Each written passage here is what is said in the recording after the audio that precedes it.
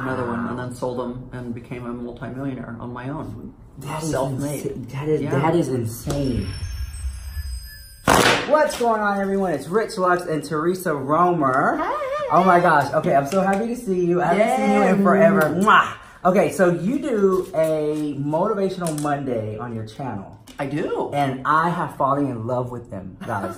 I don't know, is it Monday that they posted? Yeah. Because they really do uplift the spirit. Yes. So what I wanted to do is I wanted you to do one here. Yes. And then if y'all guys like it, go and subscribe to her channel for her Motivational Mondays. Okay, so guys, I just got my eyebrows done. They look good. Thank you. They look good. What do you call it? Microblading. Microblading. So I don't have very much makeup on today because you can't when you get this done. So don't make fun of how I look today. Did you record the process? Yes. Okay. It'll be on my channel. So so guys, check out the process if you want to know about that. Thank you for allowing me to use your crown again today. Oh, you know, it looks good on you. I love it. I always looks good on, well, I can't see it when I have it on. Yeah. So when I see it on, I'm like, oh, that looks good. Yeah. Okay. Oh my God. I love filming with you. Oh, well, we have so much fun together. Okay. So, so Motivational Mondays. I mean, like, I've always been told that I'm a great motivational speaker. And yeah, you are. Yeah. So, most people don't know this about me. Most people think, oh, you're just some rich bitch sitting in this big old house, driving this Rolls Royce. Oh, you don't even know what rough life is. Yeah. And I'm like, oh no, child, I could tell you some. So what most people don't realize was I was born premature. So like a small baby, little baby. First of all, my mom's water broke when I was still inside of her, like 3 or 4 months along. Yeah. They told her she should have an abortion because I wasn't going to be able to live because a dry birth is not common. Yeah. And she said, no, if there's even a 1% chance that she's going to live, I want to go through with the pregnancy. So somehow the amniotic fluid sealed up and I was able to be born. But then I was born premature, which is okay. I'm a fighter. And then I got rheumatic fever 4 different times as a child, which left me with a heart murmur. So then the doctor said, oh, you're never going to be normal. You're going to be a sick little kid. You're going to have to stay inside. You had problems out the gate. I had problems in the womb. In the womb. So it started in the womb. And then when I came out, I had to fight. And then I got sick 4 times with rheumatic fever, which rheumatic fever comes from having strep throat that's not taken care of. So, of course, we lived on a ranch, so my mom didn't run to the doctor every time we had a cold, you know. So, unfortunately, I ended up with rheumatic fever, sick kid, you're not going to be normal, you're going to have to stay inside, you're never going to get to go outside and play. I was like, screw that shit. Like, I'm not, you know, it was like a death sentence as a kid. You could have gave up. I could have taken what the doctor said and said, okay, and just sat inside and withered away. But instead, I said, no, I want to be normal. So I started running and playing. And they told me I was never going to get to have kids because it would be too taxing on my heart. I mean, death sentence at the age of 10. So the people who say, oh, you had it made. Oh, no. I've fought my whole life. My whole life. My life, I had to fight. That's what I always say. So not only was I fighting against that, but then I also had a mom that was very mental, verbal, and physically abusing to us. So, got sexually molested by my grandfather at the age of 10. Oh my God. I mean, like, it was not an easy childhood. You know, sometimes we'd get beat with brooms because we weren't sweeping the dining room floors right.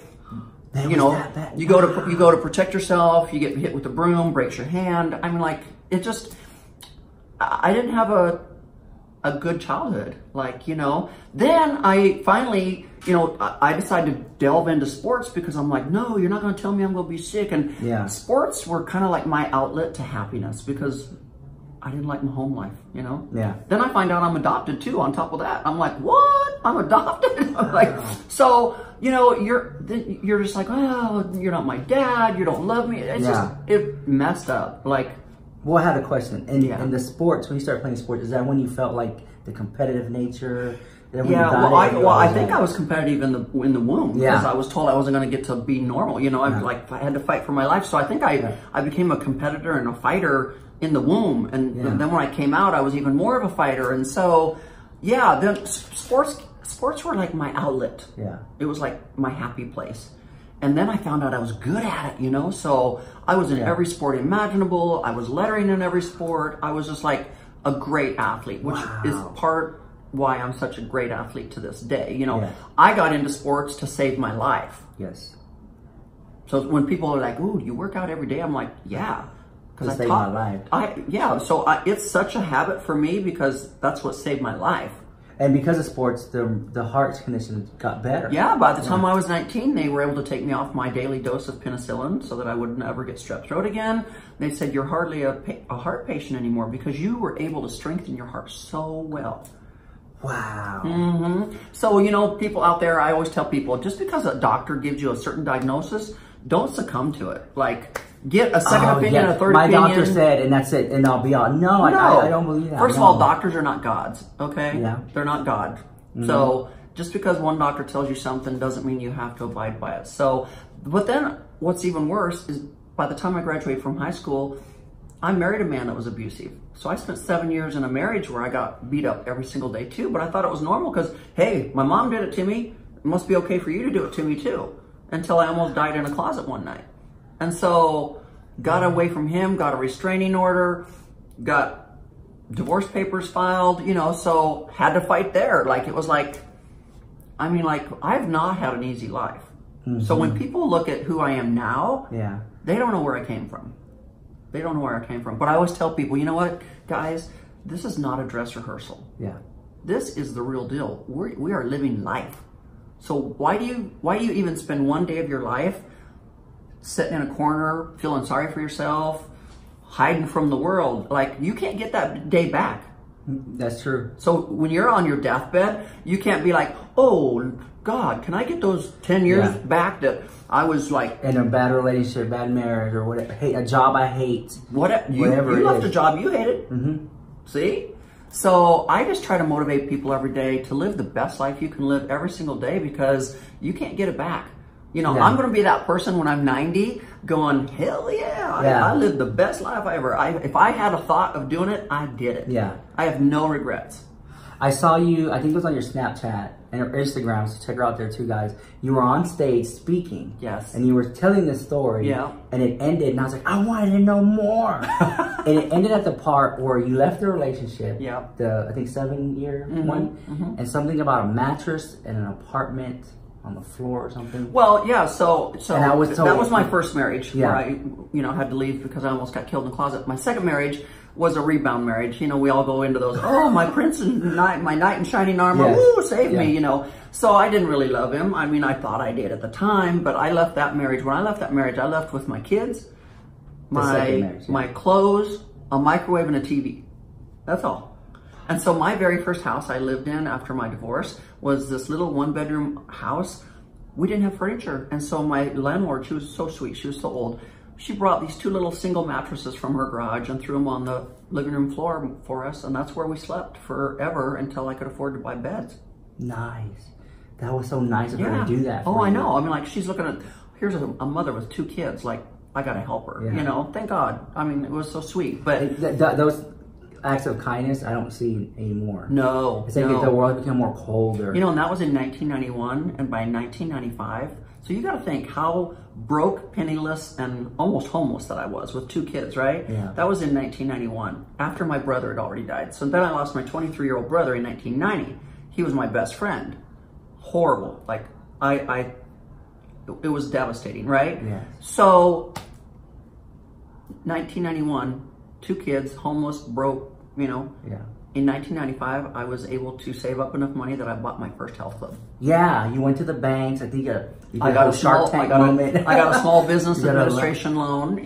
And was able to buy my very first health club. And with that one, you got another one, and then another one, and then sold them and became a multimillionaire on my own. That is self-made. That is insane. And then in 2006, I lost my son in a car accident. 2010, I lost my daddy. I mean, like, life throws you, I don't want to say shitballs, but life throws you crap all the time. And you can either succumb to it and feel sorry for yourself, or you can say, hey, this is life. Keep going. Somebody else out there has it worse than I do, you know? Just when you think you've got it so bad, you think of all those little kids that are laying at Texas Children's Hospital that are fighting cancer, that are 3 and 4 years old. They got it way worse than, you know. I mean, so just remember, guys, there's always someone out there that has it worse off than you do. Quit having pity parties. It's like, That's the motivational speech. I mean, look what she's been through, guys, and look where she's at. Okay, I feel like anyone can get through the situation that they're in. No, of course. But you have to push, you have to fight, you know? But I think it's human nature to feel sorry for yourself and say, oh, woe is me. Yeah. And, you know, because it's so easy to, you know, you look at the obesity rate that we have in this world, and it's so easy to be obese because there's fast food restaurants everywhere. And it's easy to be, it's easy to be lazy. Mm-hmm. It's really easy. Yeah, and then the chemicals in the food. Too, and all the chemicals in the food. But it's really easy to eat a big meal and go sit on the couch. And then you go to sleep. And go to sleep. Because of the chemicals in it. Yeah. And it's harder for you to eat better, eat cleaner, and go to the gym every day. And that's why... You need to make it a habit. I think that life, and I think I've learned this from, I think it was Mr. Wonderful on Shark Tank. Oh, yeah. I think he said life is about making those habits and doing them. Yeah. Breaking bad habits, making good habits. Yeah. He said that's what life's about. But you got to figure, by the time somebody figures out that they have a bad habit, they're already an adult. So they've already got 20 some years of bad habits. Yeah. You can't expect to break a bad habit overnight. And you can't expect to start a good habit overnight. You know, like what, 28 days? 30? I heard it takes 30 days. 30 days. Like that. 30 days. That's why in my book, Naked in 30 Days, it relates back to you can do anything for 30 days. Yeah. And once you've done it for 30 days, it should become a habit. Oh, I need to get that book. Yeah. Like now I want to get it. I'll give you one. I'll give you an autograph. Wait, if you don't, you should do it. You should do audio version of the book.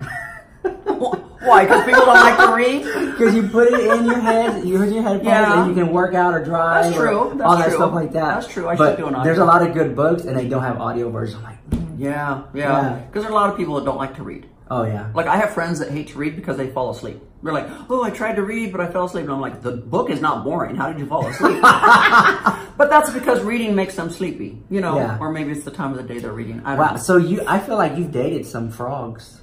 Whoa, I have dated many a frog. Oh, my God. I don't even call them frogs. I call them toads. Yeah. Until you find your prince. Yes. But like that too. Because I've dated some frogs too. Everybody does. Everybody does. Have you, Mr. Fabulous, dated some frogs? Oh, yes. Mr. Fabulous is like, yeah, too many to count. Oh my God. So yeah, I'm like, you know, life is what you make it. Yeah. You know, and happiness comes from within. Within. You know, like, hold on, I want to stop you there. Yeah. So when I got like, I went to the doctor for this. I thought I was going crazy. I had a nice car, a nice apartment. And I was like, I want a bigger car. I want a bigger apartment. Okay. And I goals. And I wanted, and it was like, whatever I had, I wanted it to be better. Better. And that's all the all-American way. I went to the doctor. I was like, why do I feel like, why can't I just be content with what I have? Right. And then she goes, it's human nature to just want to do that. But you have to find that within yourself and be like, this is enough. Yeah. And look where I came from. Yes. Yeah. And I was like, that's what also keeps you humble, because you always have to remember where you came from. Yeah. Like do you want a bigger house or you're done? Oh, my house is too big now. So you're like, I want smaller. Yeah. But there was a day where I was like, I would always look at these 20 and 30,000 square foot mansions and I'd be like, ooh, I want a bigger one, bigger one, bigger one.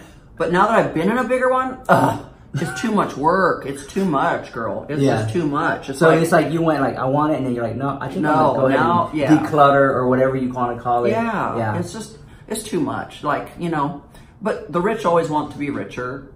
You know, you always think you got I got a Maserati now. Ooh, I need a Lamborghini. Yeah, you know, but somewhere inside you've got to find that happiness. And you've got to find that contentment. Found it? Oh, yeah. But I feel like I'm almost there. I'm not there yet. I feel like I'm almost there. I mean, like, if I made another couple billion or something, I think then I'd get a yacht, because I'd like to have a yacht. Wow. So, I mean, I want a Ferrari crystal yacht. I mean, I think you always find more and more things in life that you'd like to have. Like, you see somebody else have it, and you're like, ooh. I think that's part of social media, too. Yeah, that's a lot of social media. Because I'm on it, and I'm like, oh, my God, now I want that. Or I get inspired to do something similar to that. Yeah. But, you know, it's also a downfall. In 2010, I spent the summer in Monte Carlo in France, right? And to be at Nikki Beach and see all these multi-billionaire Russian people over there with these yachts. Oh my gosh. With these yachts and these beautiful girls, and they're spraying champagne. You're like, ooh, I could live that life. yeah, exactly. And you think... Yeah. And so sometimes I don't know if you want to actually live that life or if you just want to do it for a minute or like for one night. I'll do it for a minute, just capture it on camera. Yeah. But I think to do it all the time would be too much. Like it gets boring all the time. It really does. Yeah. Like some of the funnest stuff I like to do, I don't want to do it all the time because I don't like it. Well, it's kind of like money. You know, people go, money can't buy happiness. It's true. I think. Hold on. I think it can buy moments, like a couple seconds. I think money can of happiness, but not overall. Like I get what you're saying. I think money can buy you a nicer life, like. Easier, more stress-free. Because when you're broke, you're always stressed out. Oh, am I going to be able to pay my rent? Oh, I missed my car payment. Oh, I don't have enough money for groceries. I mean, like you're always. I think that's a big stress thing when you're not making much money. So I think when you make more money or lots of money, it lessens the stress. You're not as stressed out. You can afford to go buy a new Louis Vuitton. Yeah, it just gives you a more pleasurable life, but money can't buy you happiness. That doesn't, just because you went out and bought another Louis Vuitton doesn't mean you're that much happy. I'm happy for like 3 seconds. Right. And it's gone. And then you're like, oh, put it in the closet. Back to a pumpkin. But you're right. I get what you're saying. Yeah. Yeah. And I think that, here's one thing. Okay. I always try to ask everyone this. Yeah. Okay. So when you sold your first gym. Yes. And I guess they gave you a check or something. I sold the chain. Okay, when you sold the chain, they gave you your first check. Yeah. And you put it in the bank. Yeah. What is the first thing you bought? Do you know I cried? While I was sitting there signing the paperwork, I was crying. And my lawyer looked at me and he goes, you don't have to do this if you don't want to. Because he knew that my health clubs were like my babies. Yeah. Like I had put blood, sweat, and tears. There was a period where I even lived in the back of one of my health clubs just to make ends meet. Like, so you don't know those were my babies. You know, I was like, and all of a sudden it felt like I was signing my babies over to this total stranger, right? And I was like, I started crying and he's like, you don't have to do this. We can walk out right now. Do you feel like now looking back, was it a good decision? Oh, yeah. But I remember saying to my mom, why would I want to sell my health clubs? I'm living my dream. Like this is all I ever wanted to do. And she said, you're allowed more than one dream in life. And I was like, yeah, whoa. That too. It's like once you meet your goals, you make new goals. You don't just stop all right there. Yeah. So it made me realize there's more to life than just owning my health clubs. Like, what's my next venture going to be? What's your next thing? Yeah. And so I'm constantly reading on social media, especially YouTube. They're like, oh, she's just rich because she married a sugar daddy. They don't know. Yeah. They don't know my backstory. And I'm happy this channel, they're here. They could see that. So y'all can really, I hope you guys can really see that it wasn't just always picture perfect. Right, so a while back, we all filmed with Eden the doll. Yeah. And she posted that video the other day about us and everything. And sure enough, in the comments, they were like, oh, she only lives in that house because she married a wealthy oil man, It's like, people, you don't realize I came to the table with my own money. Yeah, because Can you imagine? Can you imagine though if we're showing this big old house and I'm the one with more money than him? Would they be saying, "Oh, he married her a sugar daddy"? It's always the other way around. Like it's because the woman. They never think that the man is with the wealthy woman. Yeah, like okay. Let's say it was your husband giving me a tour of the house. Yeah. They wouldn't say. He's only living there because his wife. They just would. It's like a double standard. It is. And I'm telling you guys right now, that was the one thing that drew my husband towards me. Was he loved that I was financially stable myself. And that I was making my own money and I was a hard worker. When I met my husband, I was doing 16 hours a day, 2 careers. He finally asked me about a year into our relationship, can you give one of those careers up? Because I'd like to see you more. I was like, no. Wow. And to this day, I still work. I don't have to work. But I still work because I like money. I like to make more money. But it keeps the mind young to keep working. Well, I still have more goals. I still have more things I want to do in life. So if I just quit, what am I going to do? Sit at the country club and drink? Have you ever, oh my God. Have you ever met someone that they have like a steady job, they work, and the moment they retire or stop, then their health declines? Oh yeah. It's so weird. That's why I feel like working on a project always keeps the mind. That's why my husband still goes to the office every day. His dad still goes to the office every day. He's 93, 94 years old. I'm like, you should. And I get asked questions all the time. I was reading them today on my Instagram.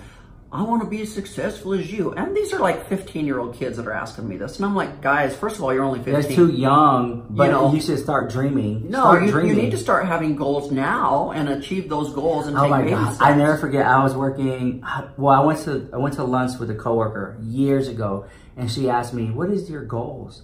And I said, well, I want to get a flat screen TV. I want to pay off my car. And she was like, goals? She goes, those are all short term. What do you want? And I was like, I don't know. Yeah. I just never, really had them. And they said that the other day. They were like, how do you plan 5 years out?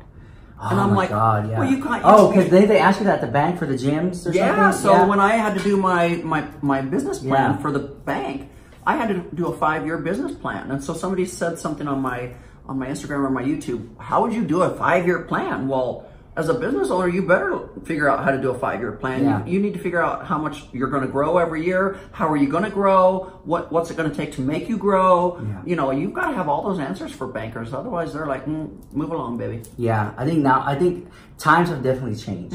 Like, it's not the same. Yeah. And I feel like people who've made it then, it's harder now almost. Does that make sense? Oh, yeah. Like, especially like with YouTube, it's like when YouTube was just beginning, it was so easier to do like a basic look and get 30 million views. Right. But you have to remember, back in my day, there was no social media either. Like, the internet was barely. Internet, yeah. So, I mean, I had to advertise the old-fashioned way with TV commercials and radio commercials and flyers and all that kind of stuff. It wasn't easy like it is now. Oh, just put something on Instagram or put something on social media. Woo, sell a t-shirt. Woo, you know. Exactly. So, but you're the same way. A lot of people don't know that you came from Pasadena, Texas, and you were a plant worker. Yeah, especially if they start and you were like living in your mom's garage. Yeah. I went there the other day, I looked at it, I was like, well, that garage now is beautiful. Like, I paid, it has like beautiful white walls, beautiful tile. Yeah, that's just on case I ever had to go back. It's beautiful. Yeah. Like, it's modeled after Kris Jenner's mansion. But at least you did that for your mama, too. Yeah. So if she ever sold the house, I was like, Mom, if you sell the house, I need a little money because I put a little money into it. Yeah. True. Yeah. Because I feel like it put the value of the house up a little more. Because it's beautiful. Yeah. It's totally different, too, from the rest of the house. Yeah. But anyways, thank you for that, guys. Yes. If you loved her banter and motivations, check out her channel. You do them every Monday, right? Every Monday is Motivational Monday.